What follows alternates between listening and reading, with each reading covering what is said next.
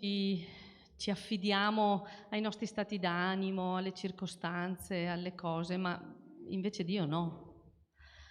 Allora, se noi riusciamo a realizzare che tutto dipende da Dio e che niente dipende da noi se non allinearci a quello che è il suo volere, ci sentiamo subito meglio. Ci sentiamo subito meglio e oggi vogliamo veramente toglierci i calzari e metterci davanti a Lui in attesa, perché quando ci sono dei problemi, che siano piccoli e che siano grandi, ma quando ci sono dei problemi anche grandi, io voglio dire: adesso Dio, voglio vedere come tu operi in questa situazione. Questa mattina vogliamo lodarlo e benedirlo con questo stato d'animo, riconoscendo la sua maestà, la sua potenza di fronte a ogni cosa. Noi dobbiamo solo toglierci i calzari e allinearci al suo volere. Ogni cosa lasciamo che fluisca nei nostri cuori perché viene da Lui. E così la nostra gioia non sarà finta, sarà una gioia vera, perché anche nelle difficoltà Dio sa darci gioia. Facciamolo con tutto il cuore questa mattina. È scritto nella sua parola questo, fratelli, non è qualcosa che ci inventiamo noi per autosostenerci, per tirarci su. Questo è quello che dice la sua parola. E lui dice, e questo me lo sentite dire tante volte, che lui sarà con noi tutti i giorni fino alla fine dell'età presente. Lodiamolo con questo sentimento questa mattina.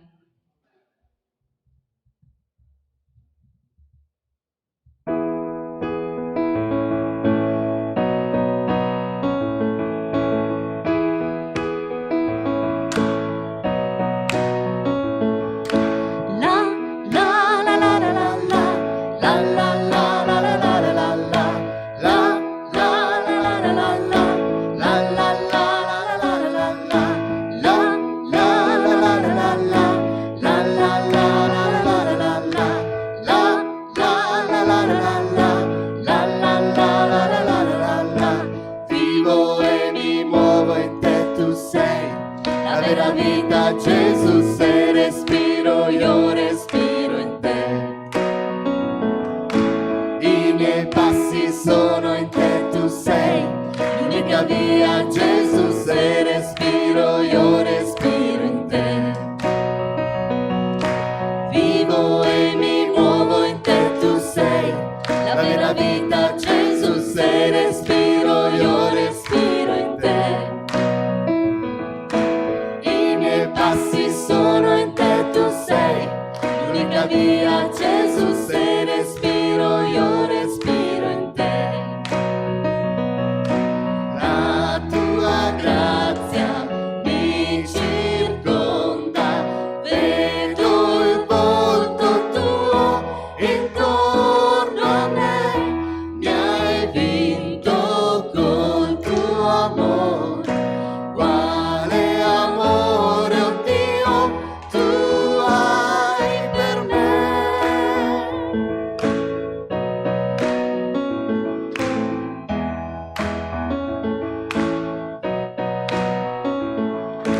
Vivo e mi muovo in te, tu sei la vera vita. Gesù, se respiro, io respiro in te.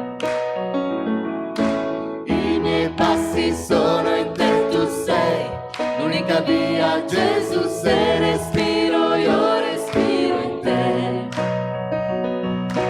La tua grazia mi circonda, vedo il volto tuo intorno a me. Mi hai vinto col tuo amore. Quale amore, oh Dio, tu hai per me.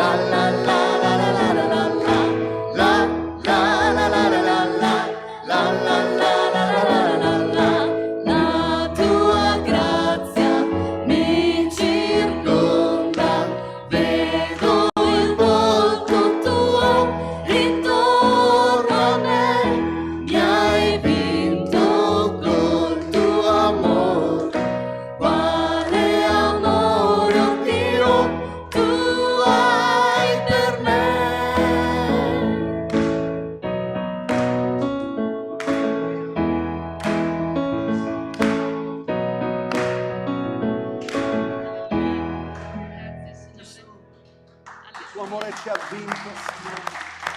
Alleluia. Gloria a Gesù.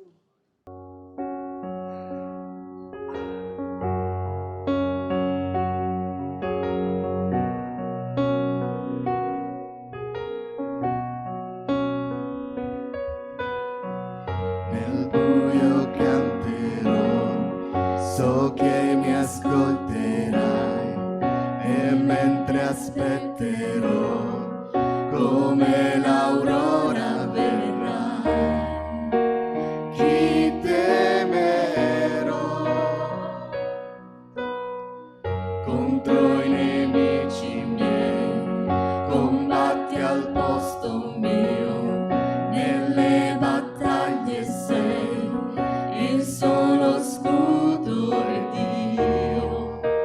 Chi temerò? Io so chi mi difende e avanza insieme a me. L'armata del mio Dio è sempre accanto a me. Colui che è l'Eterno, migliore amico egli è. L'armata del mio Dio è sempre accanto a me. Non trovo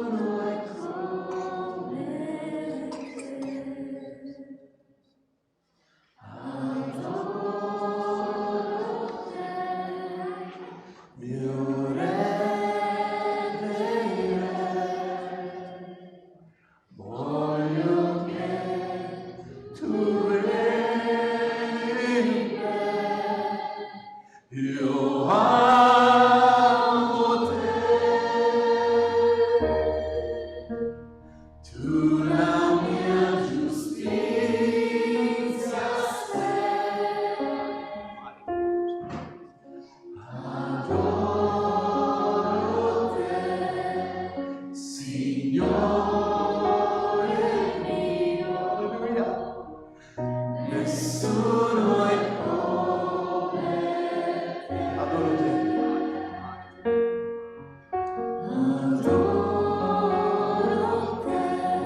Adoriamo Signore. Tutto il cuore. Nessuno è come te. Ti adoriamo Signore. Adoro te, mio Re dei Re. Ti adoriamo Signore. Voglio che tu regni in me. Io amo te. Ti amiamo Signore. Tu la mia giustizia sei. Adoro te, Signore mio. Nessuno è come te. Nessuno è come te. Alleluia. Nessuno è come te. Nessun altro sa capire il mio cuore. Alleluia. Nessun altro sa capire il mio cuore. Se cercassi per l'eternità, non troverei nessuno come te.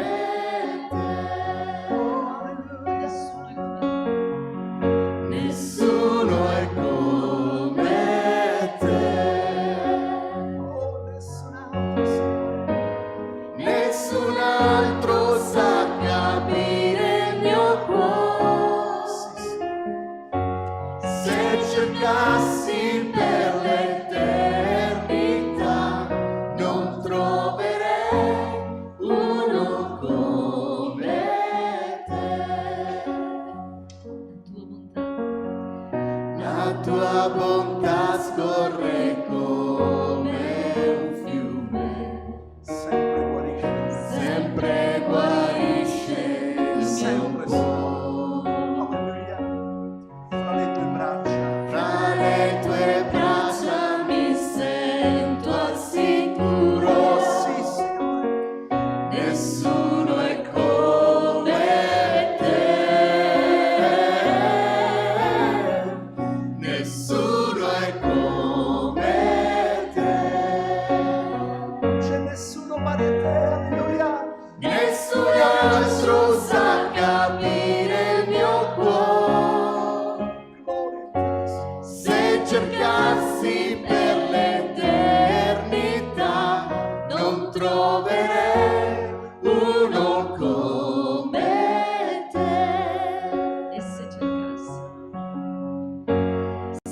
cercassi per l'eternità, non troverei uno come te.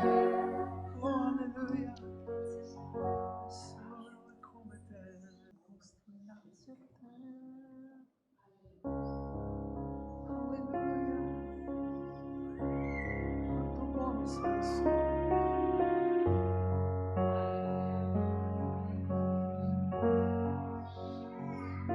Signore, visitaci questa mattina con la tua presenza. Porta guarigione e liberazione questa mattina. Quanti hanno bisogno di te.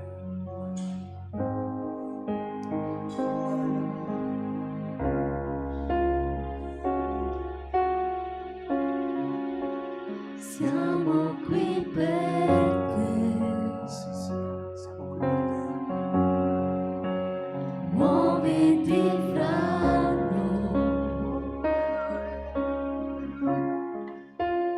Quello che hai fatto già, lo rifarai per noi.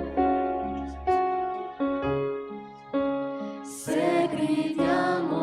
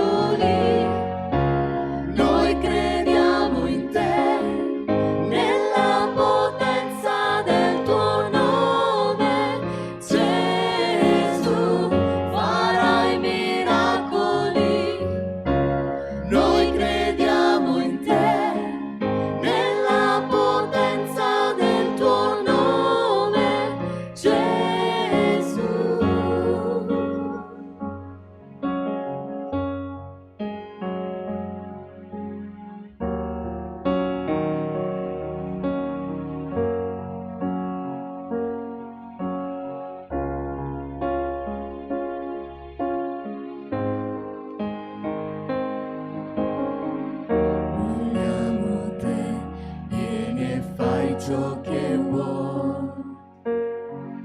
Muoviti qui come solo tu puoi. Vogliamo te, vieni e fai ciò che vuoi. Muoviti qui come solo tu puoi. Vogliamo te, vieni e fai ciò che vuoi. Muoviti qui come solo tu puoi. Vogliamo te, vieni e fai ciò che vuoi. Muoviti qui come solo tu puoi.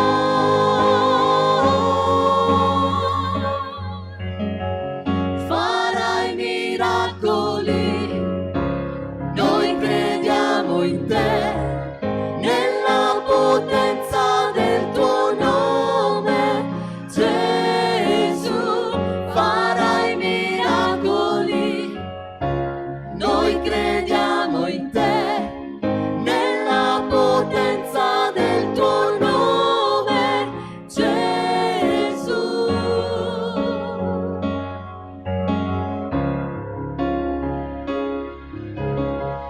Nella potenza del tuo nome, Gesù.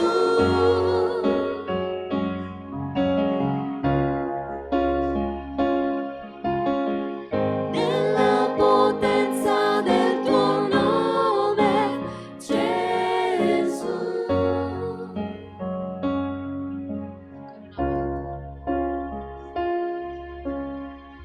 Nella potenza del tuo nome, Gesù. Santo.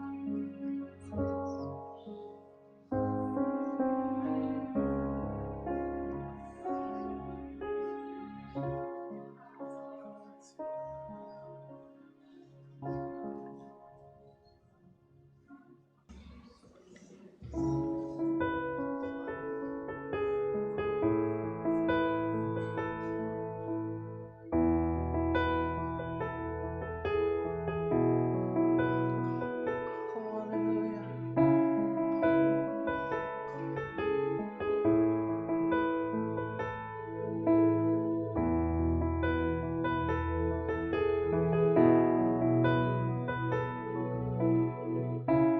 Proprio quando sono qui con te, tu vinci per me le mie battaglie. Proprio quando sono qui con te, tu vinci per me le mie infermità. In te, Dio, io trovo la forza per non gettare la spugna, perché Cristo ha donato il suo sangue. In te, Dio, io trovo la forza per non gettare la spugna, perché Cristo è in me. Tu sei la forza nella debolezza, sei la speranza del cuore mio. Tu sei la certezza in un mondo che senza. Tu sei il mio Dio, non dubito.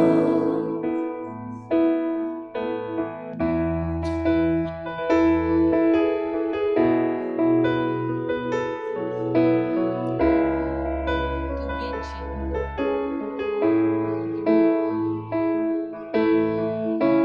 Proprio quando sono qui con te, tu vinci per me le mie battaglie.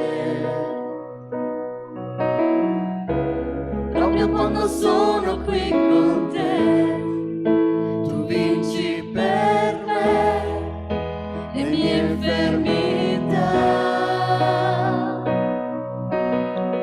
In te, Dio, io trovo la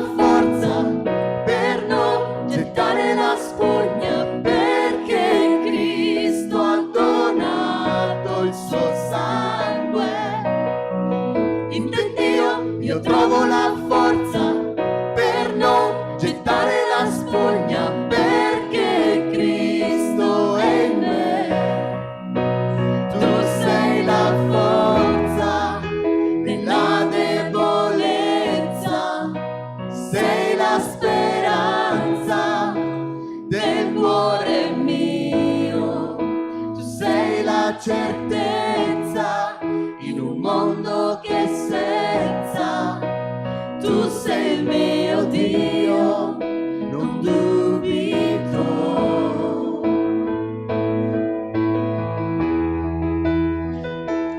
Alleluia. Gloria a Gesù.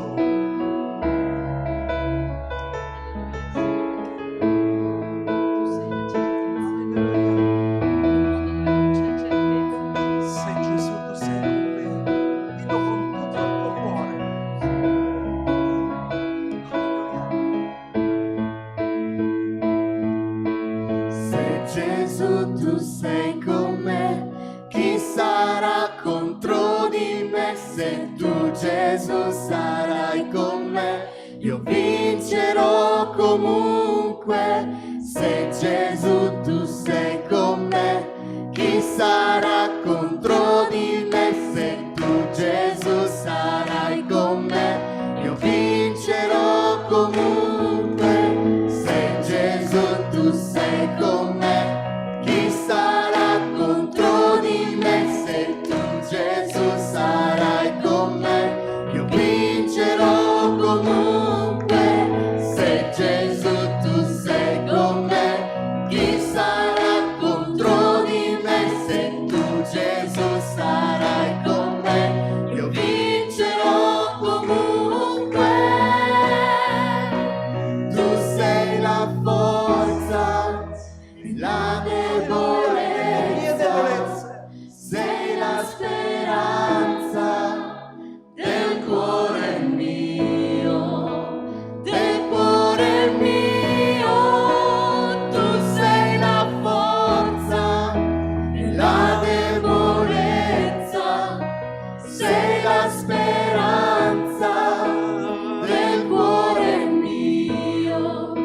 Tu sei la certezza in un mondo che senza, tu sei il mio Dio, non dubito. Tu sei il mio Dio, non dubito. Alleluia. Gloria a Dio. Non è bello lodare il Signore? Quanti stanno meglio di come siamo entrati? Gloria a Dio. C'è libertà nella lode, vero o no? Adesso io ti chiedo di fare una cosa. Quando vedete la campana cosa devo fare? Ok, ma devi dire alla persona vicino a te grazie di esserci e grazie perché sei una benedizione per la mia vita. Dillo. Abbiamo la libertà e la grazia di Dio di poterci riunire nella piena libertà, ma sappiamo che ci sono posti dove non possono riunirsi. Vengono bruciate le chiese, incendiati, picchiati, frustati, vengono messi in prigione. Sono gli ultimi della società.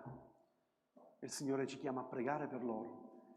La cosa meravigliosa è che il Signore è in mezzo a loro, la Chiesa cresce di più dove c'è la persecuzione. Pensate, noi nella libertà che abbiamo, a volte ci domandiamo questa mattina vado o non vado in chiesa, loro pagherebbero chissà che cosa per poterselo riunire, ma soprattutto per avere una Bibbia. Noi ne abbiamo tante e le lasciamo lì magari impolverate, loro pagherebbero chissà che cosa per avere una Bibbia.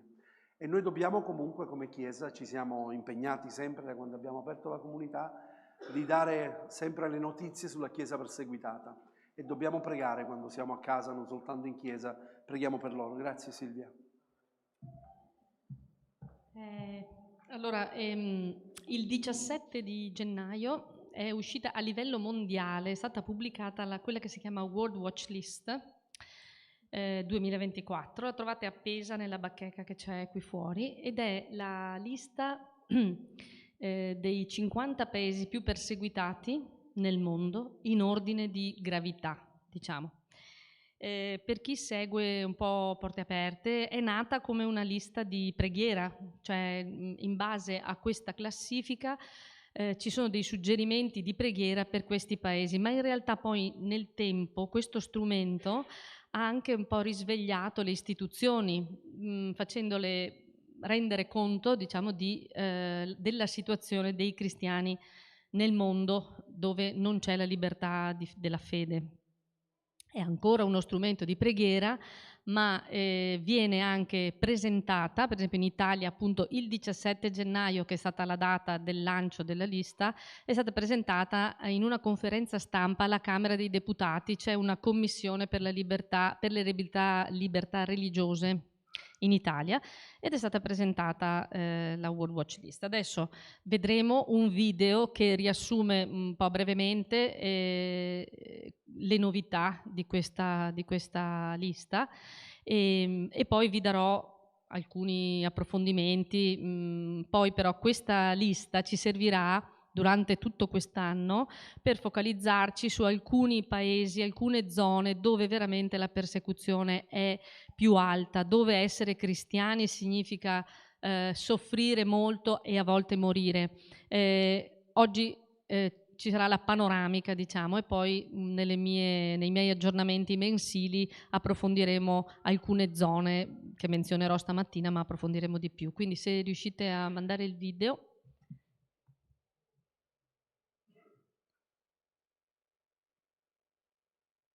Grazie. Produce la World Watch List, la classifica dei 50 paesi in cui i cristiani affrontano il più alto livello di persecuzione nel mondo. Questi sono i 5 paesi in cui i cristiani sono maggiormente perseguitati. Posizione 5. Yemen. La guerra civile infuria da anni in Yemen, nel sud della penisola araba. I cristiani di origine musulmana vengono considerati dall'Islam come apostati e subiscono minacce di morte da parte degli estremisti islamici. In Yemen, qualsiasi forma di dissenso viene rigorosamente repressa e rischia di portare all'arresto e alla tortura, fino anche alla morte. Di conseguenza, la maggior parte dei cristiani stranieri e immigrati lascia il paese. Posizione 4. Eritrea. L'Eritrea viene spesso descritta come la Corea del Nord dell'Africa. È un paese in cui vi è poca libertà. Libertà di stampa, libertà di opinione, libertà di religione sono tutte fortemente limitate. In questo paese del Corno d'Africa, la maggior parte dei cristiani è costretta a vivere la propria fede in segreto. Sotto questa dittatura sono ammesse solo 3 denominazioni cristiane: Chiesa ortodossa, cattolica romana ed evangelica luterana, ma anche queste sono strettamente controllate dallo Stato. I cristiani che si riuniscono per pregare al di fuori di questi gruppi rischiano l'arresto, il carcere e la tortura.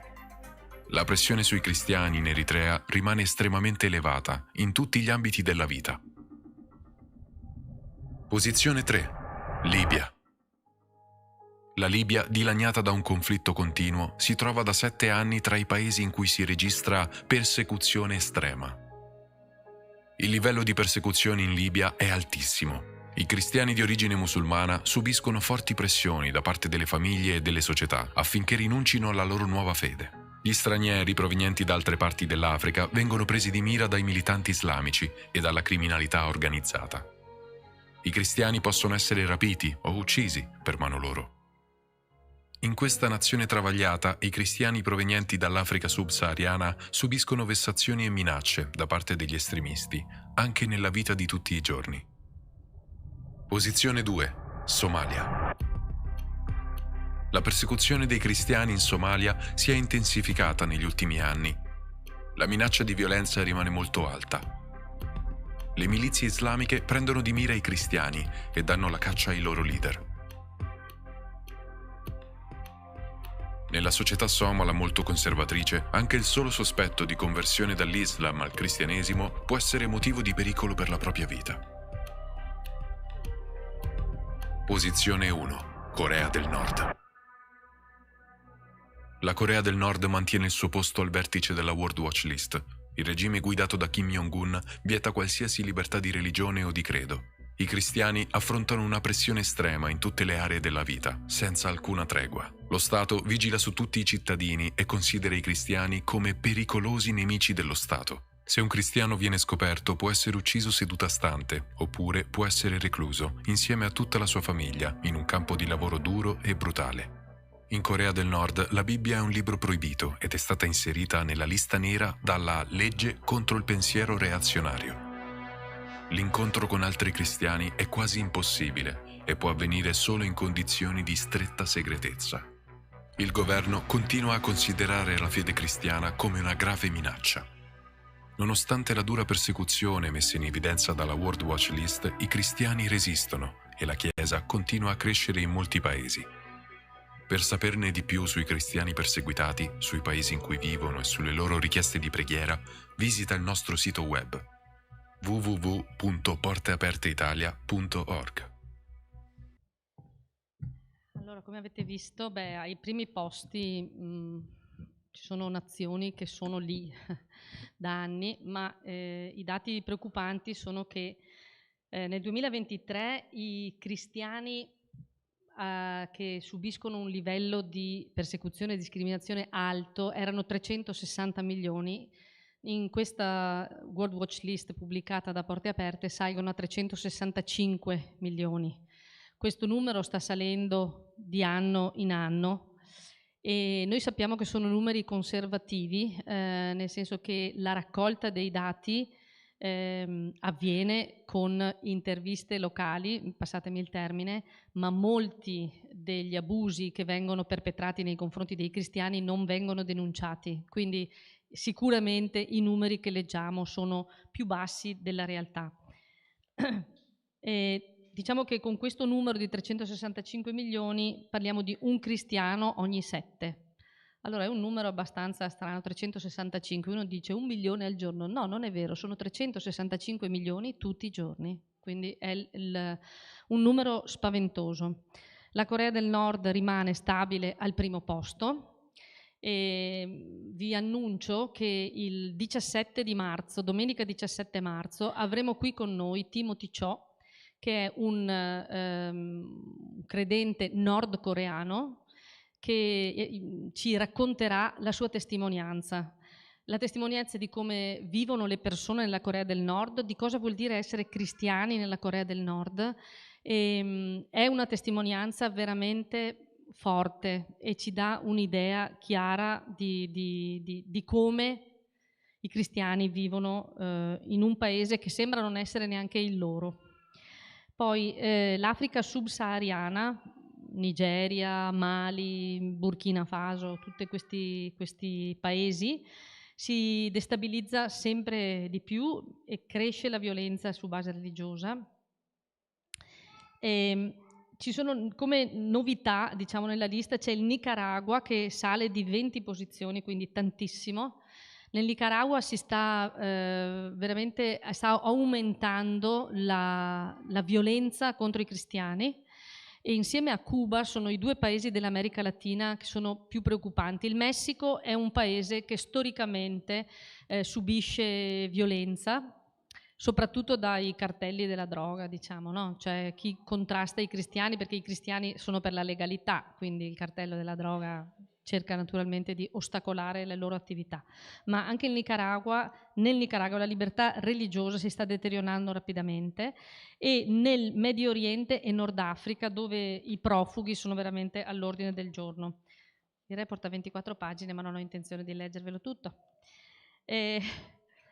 Poi nelle prime 5 posizioni ci sono 3 nazioni fortemente islamiche, e questo evidenzia il fatto che l'oppressione islamica rimane una delle fonti principali di intolleranza cristiana. La Somalia è al secondo posto, la Libia è al terzo posto, lo Yemen al quinto posto. Se volete avere un'idea di come vive un cristiano in Somalia, c'è un libro che si chiama La pazzia di Dio di Nick Ripken, che è sconvolgente. Uno non pensa che possano succedere certe cose in certi paesi. E specialmente in queste zone parliamo di una società islamica tribale e c'è un'instabilità anche politica che è endemica in questi paesi, e questo favorisce la nascita di movimenti terroristici che ostacolano i cristiani. La Nigeria è al 6° posto, non è stata nominata perché in questo video sono solo i primi 5 posti e si conferma la nazione dove si uccidono più cristiani al mondo. 4.118 cristiani sono morti nell'ultimo anno. Allora, all'11° posto, io vi dico solo i punti principali, all'11° posto troviamo l'India, che è un posto dove molte persone vanno per avere dei ritiri spirituali. Ecco, l'India è all'11° posto e denunciamo da anni il declino delle libertà fondamentali della minoranza cristiana, quindi diciamo tutta questa ricchezza spirituale è un po' dubbia, perché capiamo che non è una ricchezza spirituale cristiana quella che le persone cercano andando in India. È un bersaglio di violenze e discriminazioni. Nel periodo, nell'ultimo anno, insomma, 160 cristiani sono stati uccisi per ragioni legate alla Chiesa e 2228 chiese o proprietà pubbliche cristiane sono state attaccate. Allora, le uccisioni dei cristiani per motivi legati alla fede sono scese leggermente rispetto al 2023, 4.998 rispetto a 5.621. La Nigeria è quella che fa la differenza, perché in vista delle elezioni recenti che ci sono state in Nigeria, tutti calmi, pochi attacchi nei confronti dei cristiani, tutto è ricominciato quando le elezioni sono finite. Molti credenti possono trovare vita soltanto nel fuggire dai loro paesi di origine e spesso, specialmente nei paesi islamici, quando atterrano in campi profughi comunque islamici, soffrono una doppia vulnerabilità, quella di essere al di fuori del proprio paese e quella di essere credenti in un posto che comunque vede delle persecuzioni. Ancora due piccole cose e poi, come vi ho detto, ne parleremo anche nei prossimi aggiornamenti. Sempre in Nigeria continuano le distruzioni di mezzi di sussistenza, continuano le incursioni contro comunità cristiane, omicidi, rapimenti, specialmente per mano degli allevatori fulani, che questi sono nel nord della Nigeria. E tutta questa violenza veramente colpisce il mondo cristiano in modo sproporzionato, cioè proprio se la prendono con i cristiani in modo che è veramente sproporzionato. Beh, in Africa ci sono anche influenze di grossi paesi come la Cina, la Russia, stanno facendo grossi investimenti e oltre a investire esportano anche modelli, diciamo, di gestione che sicuramente non favoriscono i cristiani. Poi ultima nota che vi lascio in Medio Oriente riguarda la Siria. Più di un decennio di guerra civile in Siria aveva già disperso e diminuito la presenza cristiana nel paese. Il devastante terremoto del febbraio 2023, il 6 febbraio è stato il primo anniversario del terremoto in Siria, ha peggiorato la già precaria situazione. La Siria non è stata l'unico paese in cui la pressione sulla vita cristiana è stata così invasiva. L'aumento del punteggio dell'Algeria, che è un altro paese critico del Medio Oriente, del Nord Africa, insomma, come già detto, è stato netto e la Tunisia sta avanzando nel suo percorso autoritario. Ecco, queste sono le novità. Come vi ho detto, in America Latina ci sono questi due paesi, il Nicaragua e Cuba, che ve lo sto nominando da 3 anni praticamente perché sta molto rapidamente scalando la World Watch List. Lì veramente il regime, diciamo, autoritario che c'è nell'isola vieta sempre di più le riunioni cristiane, le chiese non sono consentite, nessuno può registrarsi come chiesa, i credenti si ritrovano nelle case, ma sempre di più i cristiani vengono perseguitati. Questa World Watch List è veramente uno strumento di preghiera per aiutarci a tenere a mente i paesi dove non c'è la libertà della fede. Vi chiedo di pregare non soltanto quindi per i paesi contenuti nella lista, ma anche per la divulgazione della lista stessa, perché sempre di più ci sia la presa di coscienza nei paesi liberi che viviamo questa realtà nel mondo, una realtà di persecuzione per i cristiani che sembra la religione prevalente del mondo, ma non dovunque, non dappertutto. E quindi preghiamo per la divulgazione di queste notizie che sono affidabili, certificate e che danno un'idea chiara di qual è la situazione. E ricordiamoci comunque che il credente perseguitato non prega mai perché la persecuzione finisca, ma perché possa resistere alla persecuzione. Questo ci deve insegnare tante cose nella nostra vita di tutti i giorni, quando vogliamo che le circostanze attorno a noi cambino, ma vogliamo chiedere a Dio che cambi noi, così come il cristiano perseguitato chiede a Dio di resistere, e anche noi vogliamo chiedere a Dio di resistere nelle nostre vite. Il Signore vi benedica. Gloria a Dio. Bene, voi sapete che noi comunque sosteniamo Porte Aperte finanziariamente, diamo un'offerta ogni anno, dire il vero ogni mese la mandiamo, però poi a fine anno vediamo se riusciamo ancora a mandare. Quest'anno anche con la corale, domenica scorsa l'ho detto, con la nostra corale che abbiamo cantato abbiamo raccolto 1.000 euro e gliel'abbiamo mandate, grazie a Dio. Questa mattina non vi nascondo che è stata una lotta per me in questi giorni molto forte, una battaglia forte. Ci troviamo sempre a vivere situazioni difficili e ho avuto più che mai bisogno dell'intervento di Dio nella mia vita.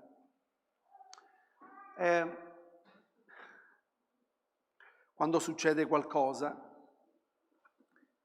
ovviamente la predicazione della domenica poi qualcuno può pensare, ecco, è stata fatta proprio adatta, no?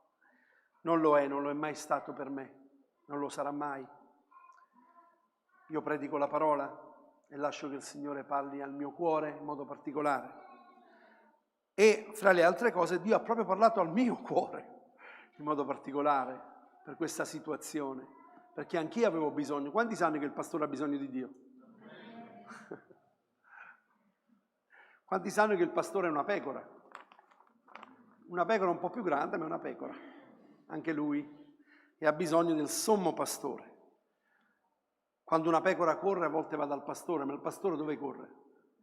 Da chi va? Dal suo buon pastore.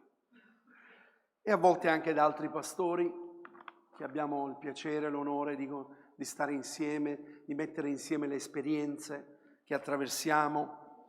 E a volte quando passiamo delle situazioni nella Chiesa pensiamo che siamo i soli, invece altri hanno passato già queste situazioni, quindi ci consoliamo un po', anche nella disgrazia ci consoliamo. Quanti sono pronti ad ascoltare la parola di Dio? Gloria a Dio. E allora vi chiedo gentilmente di alzarvi in piedi e inchinare un po' il vostro capo. Alleluia, gloria al tuo nome, Signore. Padre, riconosciamo che ci stiamo per accingere a leggere la tua parola è preziosa nei nostri cuori.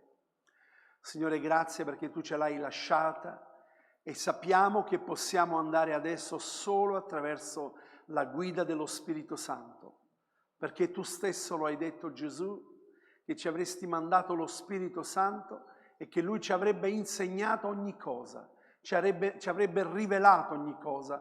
Quindi non possiamo attingere dalla parola di Dio, dalla tua parola, Padre, se non attraverso la guida dello Spirito Santo.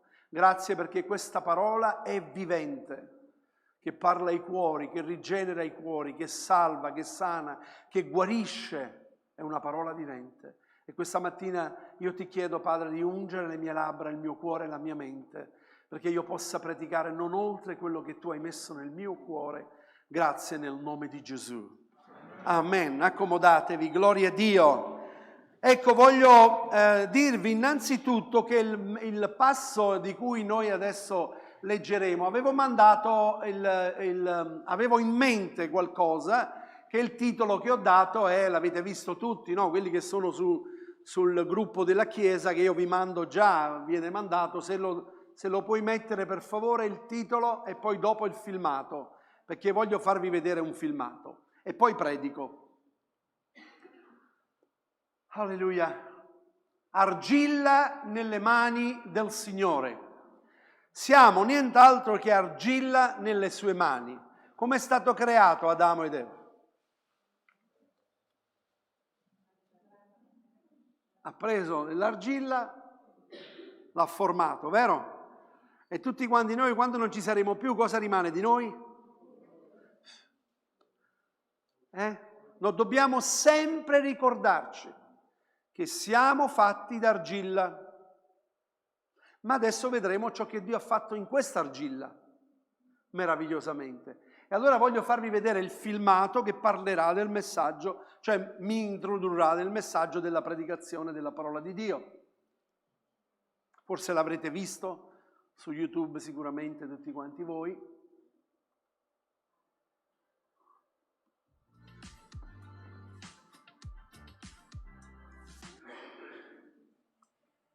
Nei tempi antichi, Dio disse al suo profeta di andare a casa del vasaio per imparare una lezione.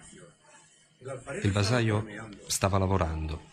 Ora immagina, sei a casa del vasaio, il vasaio sta facendo un vaso con l'argilla, quindi il vasaio lavorava l'argilla. Nei tempi antichi, Dio disse al suo profeta di andare a casa del vasaio per imparare una lezione. Il vasaio stava lavorando. Ora immagina, sei a casa del vasaio, il vasaio sta facendo un vaso con l'argilla, quindi il vasaio lavorava l'argilla in un modo bellissimo, ma all'improvviso l'argilla si guastò. Si rovinò nelle mani del vasaio. Ma Dio gli disse: non ti preoccupare, continua a lavorare l'argilla, fallo di nuovo. Quindi il vasaio cominciò a impastare di nuovo l'argilla, a compattarla, ma per farlo bisogna impastarlo per bene, bisogna sbatterla, bisogna prenderla bene, finché l'argilla sia di nuovo pronta per essere riutilizzata. Dopo che è stata impastata di nuovo dal vasaio,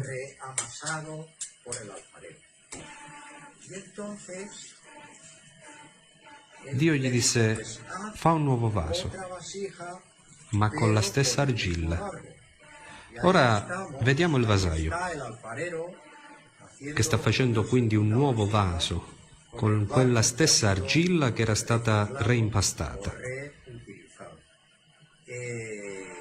Il vasaio utilizza una ruota, che è uno strumento antichissimo. Questa ruota arrivò in Spagna a Tarsis, ma fu inventata dai Medi, arrivò attraverso i Fenici. Il vasaio con l'argilla reimpastata ha fatto un nuovo vaso e lo sta rifinendo. Andiamo a vedere l'applicazione spirituale. Solo Dio può fare di nuovo un vaso nuovo con quella stessa argilla che si era rovinata. Solo Dio può rimodellare l'essere umano quando la sua vita è distrutta. Questa è l'opera del Signore. Conosco nelle persone attorno a me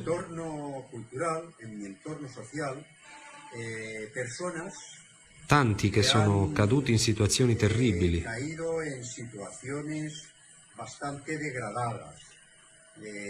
Questo mondo è un posto molto pericoloso e quando una persona viene distrutta dal peccato, questa è la metafora dell'argilla, solo Dio può rifarla di nuovo, la può riprendere. Ripeto ancora, ho conosciuto delle persone che invocando il nome del Signore sono state guarite da situazioni molto drammatiche. Questo è il lavoro del vasaio. Nella parabola di Geremia, questa metafora biblica, il vasaio è Dio, l'essere umano è l'argilla. E quando l'argilla si rovina, che è una cosa molto abituale nella vita, solo Dio è colui che la può risanare. Gli studenti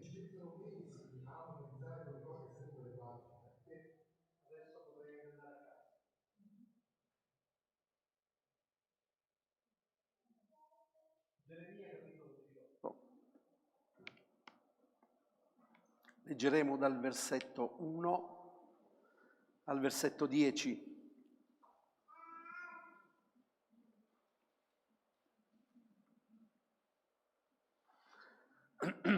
Geremia, capitolo 18, dal versetto 1 al versetto 10. Avete preso tutti? Ecco, la parola fu rivolta a Geremia da parte del Signore: alzati, scendi in casa del vasaio e là ti farò udire le mie parole. Allora io scesi in casa del vasaio ed ecco egli stava lavorando alla ruota. Il vaso che faceva si guastò, come succede all'argilla in mano del vasaio, al vasaio.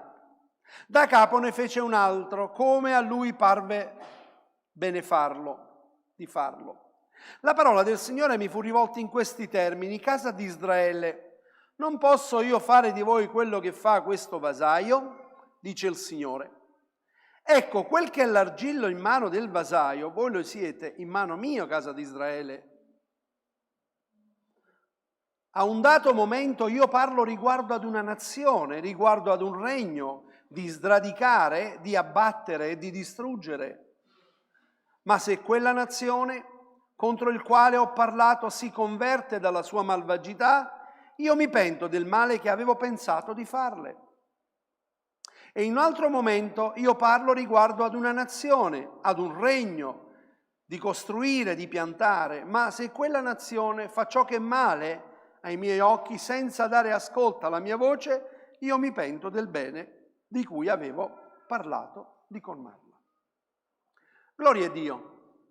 Geremia è stato chiamato dalla sua fanciullezza, almeno così leggiamo, era giovane quando è stato chiamato e Dio l'ha chiamato ad essere un profeta. E Geremia, tanti commentatori delle Sacre Scritture dicono che Geremia era il profeta che piangeva, sempre. Geremia è stato maltrattato, picchiato, è stato buttato in una cisterna, perché tutto quello che lui profetizzava non era altro di quello che poi sarebbe dovuto avvenire nel popolo di Israele. Ovviamente, come avete visto anche qua, se si converte, quindi lui era sempre mandato da parte del Signore, ma non volevano ascoltare quello che lui predicava, quello che lui diceva da parte di Dio. Il libro di Geremia, nelle nostre Sacre Scritture, voi trovate che subito dopo Geremia c'è le Lamentazioni.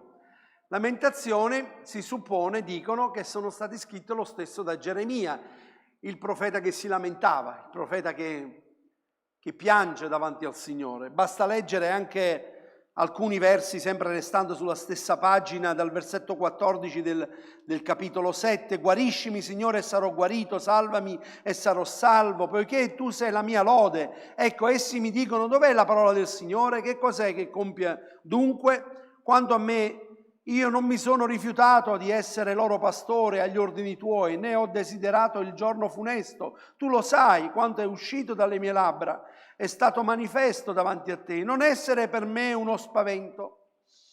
Tu sei il mio rifugio nel giorno della calamità, siano confusi i miei persecutori, non io, Signore, sia confuso, siano spaventati essi. Quindi Neemia si lamenta davanti al Signore, quindi piange perché dice: non mi ascoltano, Signore, tu mi hai mandato, ma eppure non mi ascoltano, no? Quante volte, e posso dirvi che questa predicazione è per me. È stata per me. Proprio in questi giorni ho pianto davanti al Signore tanto. Dicevo: Signore, ma com'è possibile? E la prima cosa che Dio fa a Geremia, perché Geremia sta seduto a casa sua e piange. E sono le cose che noi facciamo quando andiamo incontro a delle difficoltà, a dei problemi che a volte ci sembrano anche insormontabili, impossibili da affrontare o da risolvere. E Dio parla a Geremia e gli dice: Geremia, la prima cosa che tu devi fare, alzati da questa condizione. Alzati perché non puoi rimanere in questa condizione. Tu ti devi alzare e devi scendere nella casa del vasaio. Ora, se voi vedete, quante volte Dio dice a Geremia: Geremia, cosa vedi? Guardate nel libro di Geremia. Dio gli dà sempre visione a Geremia. Per parlare al suo cuore, lui deve vedere, deve comprendere attraverso le visioni. E gloria a Dio per come il Signore parla al nostro cuore. A volte non sappiamo, non comprendiamo certe cose, ma Dio ci parla attraverso le piccole cose. Attraverso quelle piccole cose Dio parla al nostro cuore, perché Dio ci conosce, il nostro Padre, sa come poter parlare ad ognuno di noi. Siete d'accordo? Io ho partecipato tanti anni a dei corsi biblici, studi biblici, dove uscivo e dicevo: ma cosa ha detto? Non ho capito niente.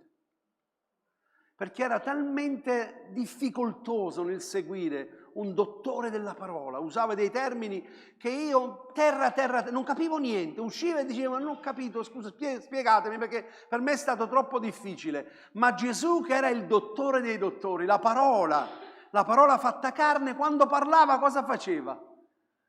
Gesù voleva che tutti potessero comprendere, dall'ignorante al sapiente, e parlava dimostrando le cose, in modo che tutti potessero comprendere. Così Dio dice a Geremia: alzati e scendi nella casa del vasaio e lì ti parlerò.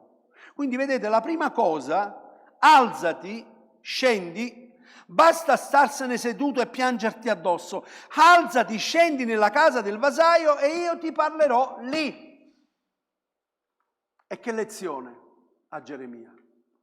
Una lezione meravigliosa. Innanzitutto, la prima cosa che vede Geremia, la prima cosa che lui vede quando entra, ed è stata, se voi andate nelle nostre zone nel napoletano, tipo Sorrento, tipo Amalfi, ci sono diverse persone che fanno i vasi.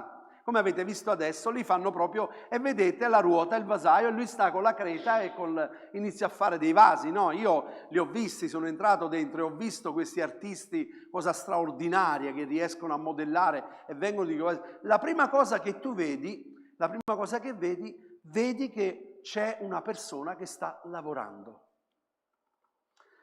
E che cosa voglio dirti, caro pastore Gianni?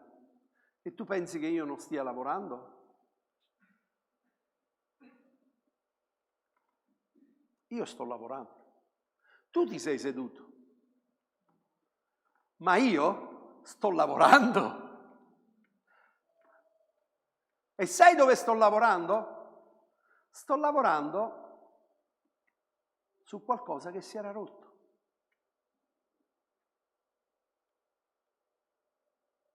E ho preso la stessa argilla che magari forse tu avresti buttato via. Quella stessa argilla io la sto prendendo. Avete visto cosa fa? Se quell'argilla potesse parlare, quante cose direbbe? Ma necessita che ci sia. E sapete perché necessita? Basta fare una piccola ricerca. Se c'è l'aria dentro all'argilla, quando viene cotta scoppia. Non deve esserci aria, non deve esserci un granello di qualsiasi cosa, deve guardare bene con le mani che non entra niente, deve schiacciarlo l'aria finché quello poi dopo, una volta fatto, lo mette a 400 gradi dentro a un forno e lì deve formarsi, deve resistere in mezzo al fuoco.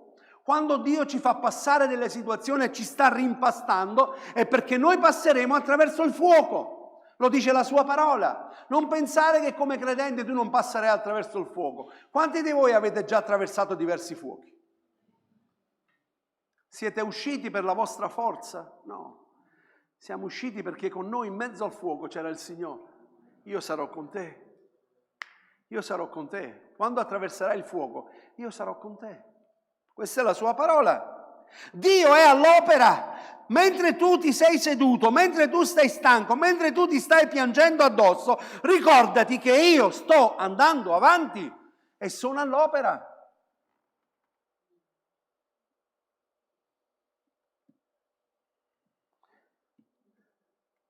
Il vaso che faceva si guastò. E questa è una lezione che tutti quanti noi dobbiamo imparare. Quanti anni di fede, quanti anni conosci il Signore? Se io dovessi dire ad ognuno di voi, quante volte sei caduto? Quante volte ti sei guastato? Quante volte ti sei allontanato? Ma il Signore ti è venuto a prendere. Perché gli occhi del Signore non ti hanno mai abbandonato. Sono stati sempre su di te. E se non ti è accaduto di peggio è perché Lui ha messo i Suoi angeli intorno a te è intorno alla mia vita. Come succede all'argilla, guardate, è meraviglioso questo verso, che dice il vaso che faceva si guastò e poi come succede all'argilla in mano del vasaio, cioè è qualcosa che succede. Non pensiamo di essere i santi dei santi, che non succederà mai niente, che non cadremo mai, che siamo più bravi degli altri. Noi dobbiamo fare la nostra attenzione, sapete quale deve essere? Quella di stare sempre sulla ruota del vasaio.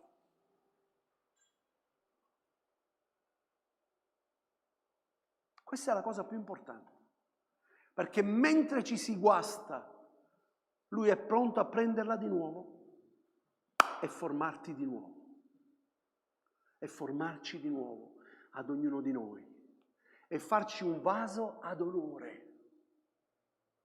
Così è scritto nella sua parola. A Timoteo dice la parola di Dio che nella casa del Signore ci sono vasi ad onore e vasi a disonore. Noi possiamo essere dei vasi ad onore affinché noi possiamo portare il profumo di Cristo, perché dice l'Apostolo Paolo, noi abbiamo questo tesoro nei vasi di terra, affinché l'eccellenza di Dio fosse da Lui e non da noi. Noi abbiamo un profumo in questi vasi. Il Signore ha preso i nostri vasi, li ha formati e li sta ancora formando e ha messo del profumo, che questo profumo è lo Spirito Santo nella tua vita. È lo Spirito di Dio che è entrato dentro di noi e ci ha fatto gridare Abba Padre. Siamo diventati figli di Dio e ognuno di noi è un vaso ad onore per la gloria di Dio. Il Salmo 103, il versetto 14, è meraviglioso quello che dice Davide quando dice anima mia benedici l'Eterno. Vi ricordate tutto quello che dice? Al versetto 14 dice poiché Egli conosce la nostra natura e si ricorda che noi siamo argilla, siamo polvere. E questo lo dovremmo comprendere tutti quanti noi, che siamo niente e che non possiamo vantare nulla. Sapete quando scoppia il vaso? Quando entra l'aria dentro di sé. Non deve entrare aria. E quando entra l'aria nell'uomo, sapete cosa fa? Si vanta e si dimentica che invece è argilla. Siamo argilla, tutti quanti noi, non c'è nessuno. Per la grazia di Dio, diceva l'Apostolo Paolo, sono quello che sono, per la grazia di Dio sono quello che sono. Io se sono ancora qui a predicare l'Evangelo è solo per la grazia di Dio. Se sono ancora in piedi è per la grazia di Dio. Se la mia casa è in piedi è per la grazia di Dio. Tutto quello che ho è per la grazia di Dio nella mia vita. Isaia 46 dice una cosa molto importante, che Dio ha tutto sotto il suo controllo e questo non dobbiamo mai dimenticarlo. Dio ha tutto sotto il suo controllo. A volte noi vogliamo aiutare Dio. Ma Dio non ha bisogno di aiuto, siete d'accordo oppure no? Dio è Dio, Lui ha tutto sotto il suo controllo. A volte noi diciamo, ma Signore perché è accaduto questo? Ma perché l'hai permesso? Dio ha tutto sotto il suo controllo.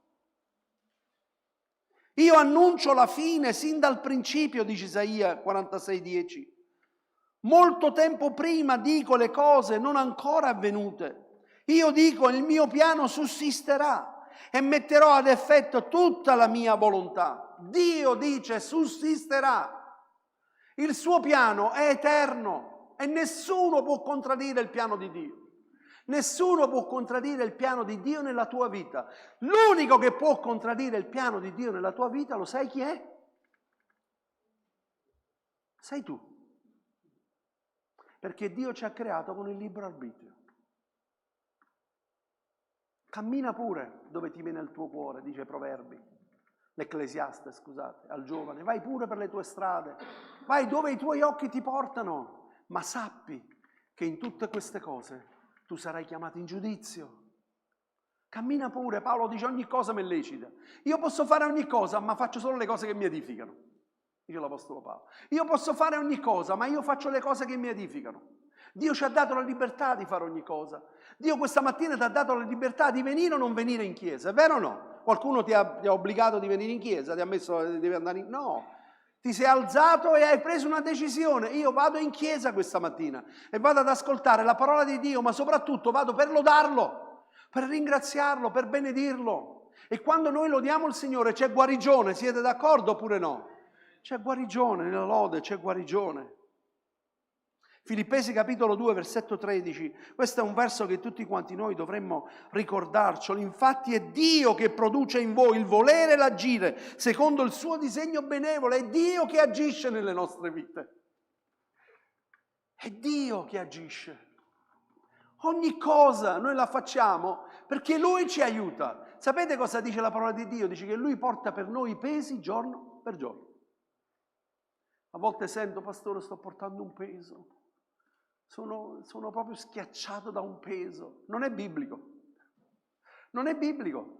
Perché Dio non ti dà mai di più di quello che tu puoi portare. È un grande padre, Dio, no? E quanti genitori metterebbero addosso a un figlio, a un ragazzino di 2 anni, di 3 anni, un peso di 50 kg e dice devi portarlo. Non lo faremo mai. Dio non dà mai di più quello che noi possiamo sopportare nelle nostre vite. Vasi di terra. 2 Corinzi 4,7. Or noi abbiamo questo tesoro in vasi di terra, affinché l'eccellenza di questa potenza sia di Dio e non da noi. Dio ha fatto un'opera grande nella nostra vita. Ci ha salvati, ci ha riscattati con il suo prezioso sangue, ci ha chiamati a novità di vita, sta formando i vasi. E mi è piaciuto molto la testimonianza di questo fratello spagnolo, fra l'altro, che dice: ho conosciuto, è una persona anziana, avete visto, ho conosciuto tanti fratelli che sono caduti, sono venuti meno. Ma Dio ha preso quell'argilla e l'ha rimpastato di nuovo. Ora vi vorrei fare una domanda. Quanti personaggi nella parola di Dio sono venuti meno? Quanti eroi della fede ci sono? Tutti. Uno solo poteva rifiutare di andare in croce, ma non ha rifiutato. Fino alla fine. Egli ci ha amato fino alla fine e ha affrontato quel duro regno della croce. E l'ha affrontato per te e per me.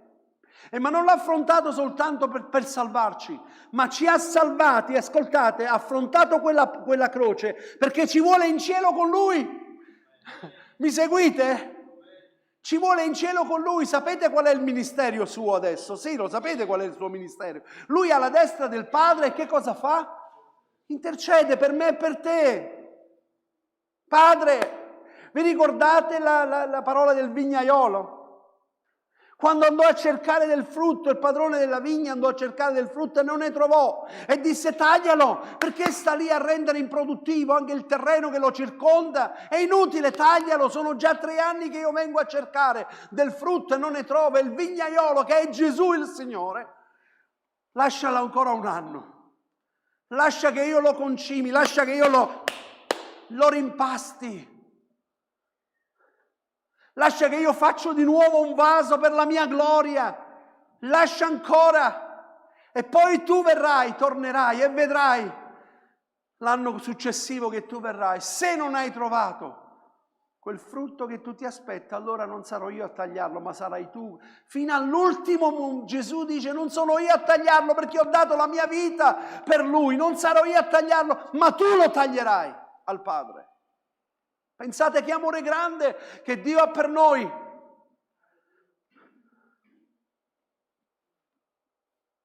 Il diavolo, l'avversario della nostra vita, è quello che mette sempre e vuole distruggere Perché ti mette sempre in avanti la tua caduta, perché ti sei rotto, perché è avvenuto questo e ti dice che su di te non c'è più niente da fare, è un bugiardo, lo è sempre stato, lui è Belzebù, l'iddio delle mosche. Non è vero? Fino all'ultimo alito della tua vita, all'ultimo momento della tua vita, aggrappa la mano del Signore e di Signore, impastimi. Riprendimi, forse sto parlando a qualcuno che mi sta seguendo dalla diretta. Il Signore sta parlando ai cuori sicuramente questa mattina, perché ha parlato al mio cuore in modo particolare. E ho pianto davanti al Signore, ho detto: Signore, quanto ancora ho bisogno di te. Ho bisogno di imparare da te, Signore, ancora. Mentre tu stai seduto, scendi nella casa del vasaio e vai a vedere. Guarda che io sono all'opera. Tu ti puoi fermare, tu puoi venir meno, tu puoi essere deluso, ma io no. Tu non puoi deludere Dio, io non posso deludere Dio. Perché Dio non lo possiamo deludere, perché Dio conosce il tuo futuro, io no. Ma Dio lo sa. Ha preso gli ultimi della società, ha preso dei detenuti carcerati, persone che avevano ucciso, hanno tolto la vita e sono diventate dei grandi predicatori nelle mani di Dio.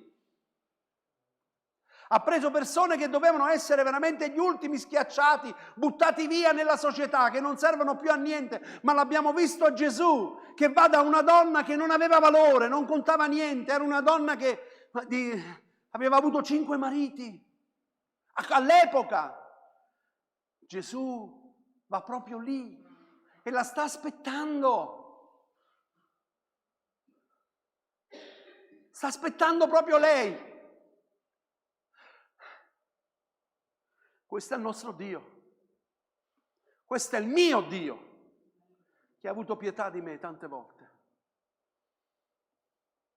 Possiamo essere dei vasi ad onore o dei vasi a disonore, purtroppo. A volte dalla nostra vita non emaniamo più il profumo, ma emaniamo il fetore, perché una mosca morta fa putrire e puzzare l'olio del profumiere, dice Ecclesiaste capitolo 10, versetto 1. Non è un elefante, è una mosca morta. Perché non faremo entrare nella nostra vita dei peccati così grandi, perché li vedremo, ma iniziamo con delle cose piccole, dove lo Spirito Santo ti dice: esci fuori da questa cosa che non è per te, stai lontano da questa cosa che non è per te, allontanati da questo che non fa bene alla tua vita. Ma noi diciamo: e cosa fa? Va bene, ma cosa fa?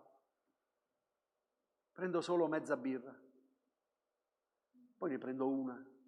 Poi sto con gli amici e mi prendo anche un aperitivo.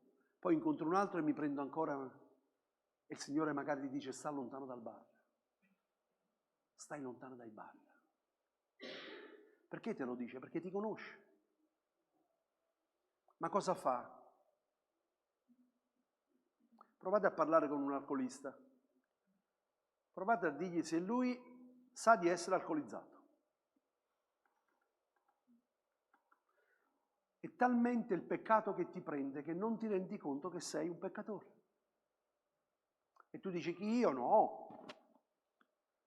Perché gli abbiamo dato posto, spazio, piano piano ad entrare nella nostra vita. Sapete, l'Apostolo Paolo scrive una lettera ai Galati e cosa gli dice ai Galati? Voi siete partiti bene, avete camminato bene. Chi vi ha ammaliati è il nemico. E siete diventati talmente insensibili all'opera dello Spirito Santo che non permettete più che Lui vi parli. Lo Spirito Santo continuava a parlare, ma loro no, non è per noi, è per un altro, non è per me, è per un altro. Questo è quello che fa. Quando noi gli abbiamo dato adito di piano piano allontanarci dalla presenza del Signore. E allora, come dice la parola di Dio, a questo punto poi non c'è più remissioni di peccato. Perché la bestemmia contro lo Spirito Santo. La bestemmia contro lo Spirito Santo non è bestemmiare, ma è allontanarsi dallo Spirito Santo fino al punto di credere che Lui non può fare più nulla nella tua vita. E quando abbiamo fatto questo, abbiamo completamente escluso la salvezza dalla nostra vita.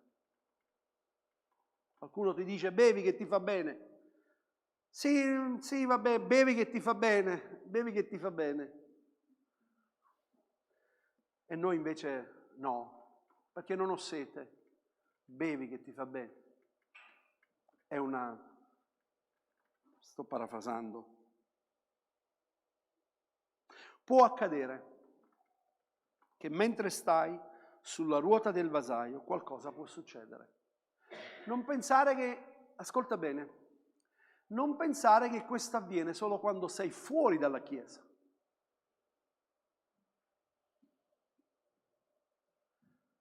Tu sei sulla ruota del vasaio dentro alla Chiesa, ma può accadere che mentre sei nella Chiesa, sei sulla ruota, qualcosa ti può guastare. Può accadere. A volte ce la prendiamo per sciocchezze, per niente. Mi ha detto, ho fatto, io ho detto, e non vengo più in questa Chiesa. Chi viene in Chiesa, in qualsiasi Chiesa sto parlando, per i fratelli o per le persone che sono in Chiesa, non ha capito niente.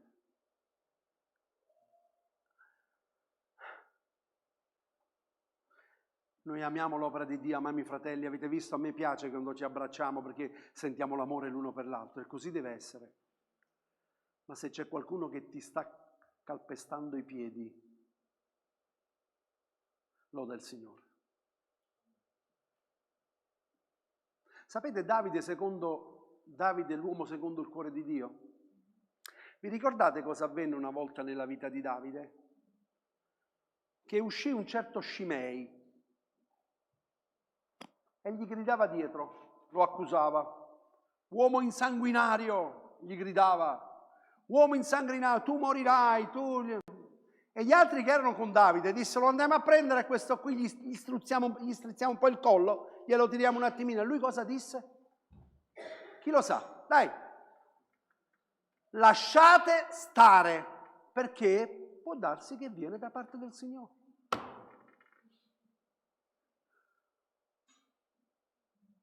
Davide era l'uomo di Dio, è la stella di Israele. E Davide aveva detto, può darsi, lasciate stare, lasciate che mi dica. Può darsi che viene da parte del Signore, che insegnamento nella nostra vita. E chissà che forse tu sei punzecchiato, si dice così, punzecchiato da qualcuno e il Signore vuole vedere qual è la tua forza che hai per resistere in mezzo a queste situazioni. Cosa avrebbe dovuto dire Gesù? Cosa avrebbe dovuto dire Paolo? Cosa avrebbero dovuto dire i servi di Dio? Sapete, fratelli, oramai tanti anni nella fede, tanti anni che conosco il Signore, da quando sono nato, quindi non so nemmeno quanti, ma sono nato nella fede, quindi ne ho viste tante. Ma quelli che mi hanno toccato di più, quelli che hanno toccato di più la mia vita, non erano quelli che tanto parlavano, ma che tanto dimostravano con la loro vita. Perché sapevo che stavano passando momenti difficili e in mezzo a quei momenti difficili stavano proprio a volte anche vicino a chi l'aveva offeso e stavano lodando il Signore e se li sono abbracciati. Questa è un'opera che può fare solo il Signore, siete d'accordo oppure no? E lì abbiamo imparato tanto. Può succedere, ma quello che voglio dirti è che mentre stai sulla ruota, rimani sulla ruota. Non scendere dalla ruota. Non pensare di andare via. Rimani sulla ruota. Lascia che il Signore ti formi di nuovo.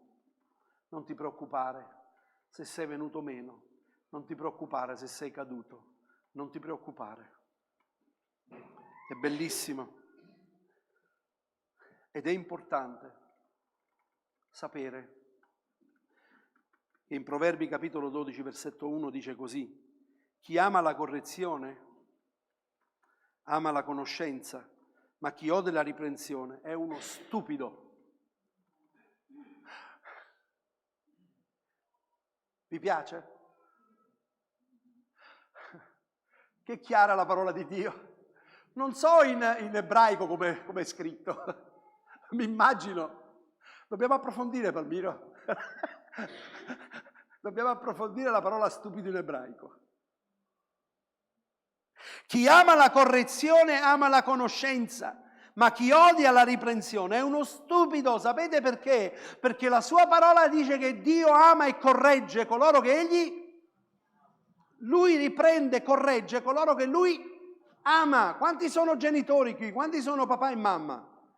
Ok? Avete mai rimproverato i vostri figli? L'avete mai presi?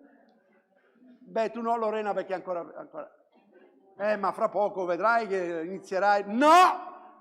Non devi farlo, e qualche sculacciata non fa male. Ma perché lo facciamo? Perché li vogliamo, li odiamo? No. Ma chi soffre di più? Ditemi la verità. Soffre di più il genitore o il figlio che quando devi dire qualcosa gli devi dire no, questo non lo ricevi, mi dispiace ma non andrai, non lo riceverai, questo non lo farai. Sapete chi soffre di più? Il genitore. Il genitore. Ai miei tempi, perché fra poco ho 65 anni, se non mangiavo qualcosa, sapete mia mamma e mio papà cosa facevano? Là sta. Non lo vuoi? Mangi domani. Non lo vuoi domani? Ma mangi dopodomani. Là era. E quello dovevo mangiare. Mi ricordo di un ragazzo che disse no, io non lo faccio. Gli dico qualcosa di forte, ma è vero. E ci fece la pipì sopra. Prese il risotto e disse no, io non fece la pipì sopra. E la madre disse va bene, lascialo là. Dopo 3 giorni se lo mangiò con la pipì sopra.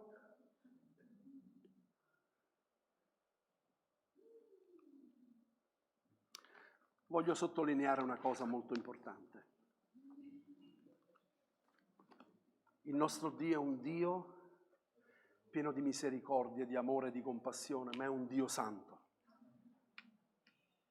Lui non scende a compromessi con nessuno, non può convivere con il peccato.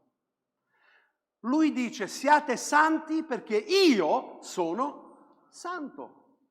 E dice cercate la santificazione senza la quale nessuno di voi vedrà Dio. Io cammino con un piede di qua e con un piede di qua. Mi piace il mondo, ma mi piace anche la Chiesa. Mi piacciono le cose del mondo, ma mi piace anche la Chiesa. Mi piace fare questo, ma mi piace anche quest'altro. Non si può servire 2 padroni. O servi uno, o servi l'altro. Allora è una scelta nella nostra vita. E Gesù ancora oggi dice a tutti quanti il messaggio dell'Evangelo, Lui dice se vuoi seguirmi, attenzione, se vuoi seguirmi, quindi è una scelta tua, rinunci a te stesso. E cosa devi fare? Prendi la croce e seguimi. Seguire il Signore è portare una croce. Non la puoi lasciare lì. E questa croce tu la troverai durante il tuo cammino spesse volte. A volte il Signore ti fa riposare, te la fa lasciare lì la croce. Io dico sempre, mamma mia, che meraviglia, abbiamo passato un mese di dicembre, concerti dappertutto, una gioia meravigliosa, una gioia profonda, una cosa così, e poi all'improvviso siamo in una nave in mezzo al mare che stiamo camminando, all'improvviso arriva un'ondata e tu prendi di nuovo la croce e te la metti addosso e inizi a camminare di nuovo perché hai bisogno di... Ma la cosa meravigliosa questa mattina, quello che voglio dire a te, ma a me personalmente, è che il Signore è all'opera.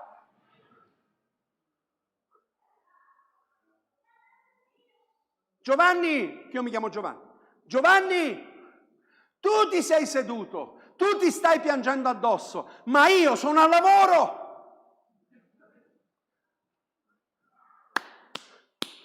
Sono al lavoro.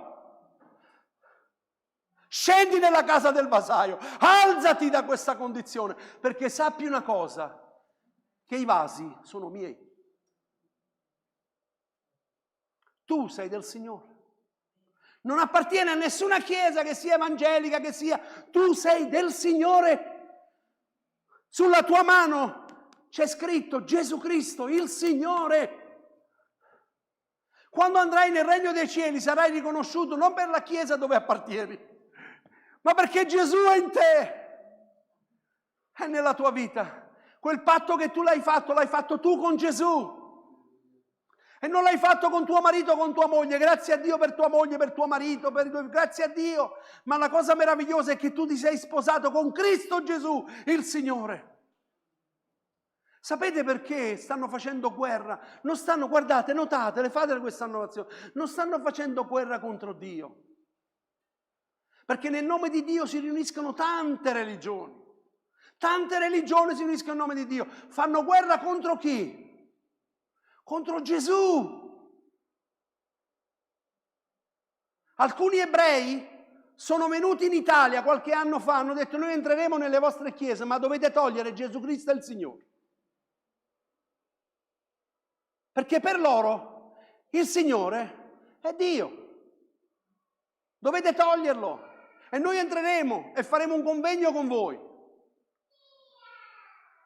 Hanno tolto il nome di Gesù nei bambini, nelle scuole, al posto di Gesù Gugu. Perché? Ve lo dico io il perché. Perché Gesù è l'unica, io sono la via, la verità e la vita. Nessuno viene al Padre se non per mezzo di me. Non c'è remissione di peccati. Io sono colui che ho dato il mio sangue. E per mezzo di Gesù. E Satana con chi ce l'ha? Con Gesù. Perché attacca le chiese cristiane? Perché sono figli di Dio, hanno fatto un'esperienza con Cristo e possono dire: non sono più io che vivo, ma è Cristo che vive in me. Ed è la realtà. E saremo sempre peggio perseguitati. Non so per quanto tempo ancora in Italia ci sarà la libertà, non lo so, ma allora si vedrà, perché la parola di Dio dice che attraverseremo attraverso il fuoco e si vedrà veramente se tu sei un cristiano oppure no. Provate a chiedere, noi avremo per la gioia immensa che ho avuto quando mi hanno detto che hanno scelto la nostra chiesa, questo fratello, per venire qua dalla chiesa perseguitata, prima nel mondo. Che giorno è, fra l'altro? Marzo, allora devo annullare di andare in chiesa la seconda volta che l'annullo, perché avevo appuntamento con Gennaro Chiocco, dovevo andare a predicare lì al 17 marzo, quindi sposto, andrò un'altra volta, non importa. Ma sentiremo che cosa significa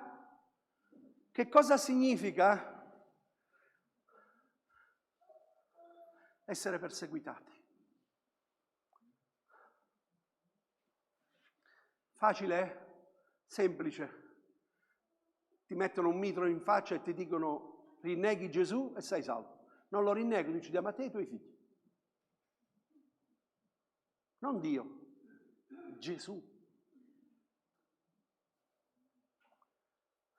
E quelli restano fedeli.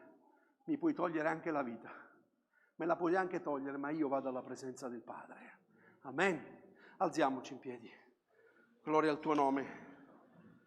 Alleluia, gloria a Gesù. Signore, grazie perché tu regni, il tuo regno è stabile e tu non smetti mai di lavorare, Signore. Grazie, Signore, ancora per la lezione che mi hai dato e che c'è ancora una volta. Signore, parla sempre al mio cuore. Ti prego, Signore, non smettere mai di parlare alla mia vita e alla vita dei miei fratelli, dei miei cari, Signore. Signore, cosa dirti per questo messaggio? Io ho predicato la tua parola. Adesso, Signore, è il tuo Spirito che deve parlare ai cuori. Magari qualcuno in mezzo a noi, Signore, sta vivendo una situazione difficile, è caduto, è venuto meno, ma, Signore, fa che possa rimanere su quella ruota affinché tu possa lavorare nella sua vita ancora, perché questo è il tuo desiderio, Signore, quello di prendere e lavorare e fare uno strumento, un vaso d'onore per la tua gloria, Signore. Grazie per la pazienza che hai con ognuno di noi, grazie per la misericordia, Signore, grazie per le tue compassioni che si rinnovano ogni giorno. Adesso, Signore, accompagnaci a casa, Signore, benedice ognuno di noi, anche per il pranzo che avremo, Signore, ti chiediamo di benedirlo. Grazie per come tu provvedi per ognuno di noi. Grazie, Padre, nel nome di Gesù. Amen. Gloria a Dio. Amen.